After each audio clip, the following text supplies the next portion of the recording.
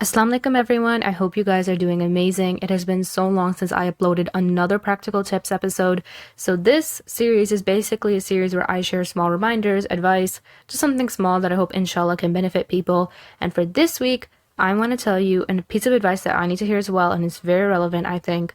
Trust your gut. Very, very key. Trust your gut. Sounds simple, but it's quite factual. A lot of times we do not trust our gut, and that purely comes from the fact that either in the past you feel like you've made a decision and it went wrong, or, let's be honest, sometimes people don't trust themselves. Sometimes you don't trust yourself, you don't trust your own decision making.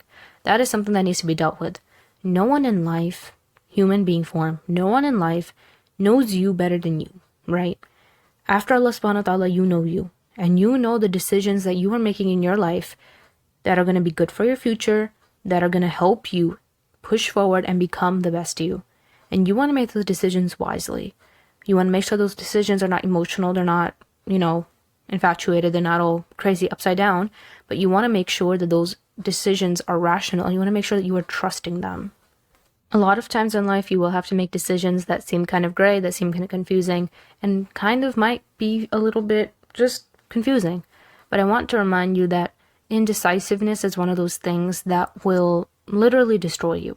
Indecisiveness can absolutely not only destroy you and your capabilities in trusting other people, but also destroy you and your capability of trusting you. Because a lot of times before we lose our trust in other people, we lose our trust in ourselves because we might have thought something that probably hinted or told us that this might not be the right thing to do, or this is the right thing to do, and we didn't go forth with it, which tends to make us on the outside surface believe that we lost trust in someone because things didn't go the way that we wanted, or we lost trust in something because things didn't go the way that you wanted, when in actuality, sometimes when we are indecisive and we go back and forth and we're like, maybe yes, no, I don't know, and we play around in those circles, what happens is a lot of times you lose the capability to trust yourself. When you make an initial decision, stick with it.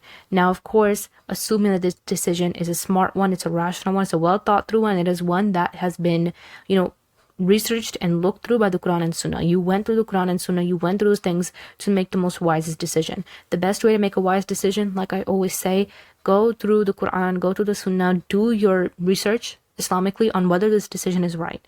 If you know that you are making the right decision, you have nothing to worry about.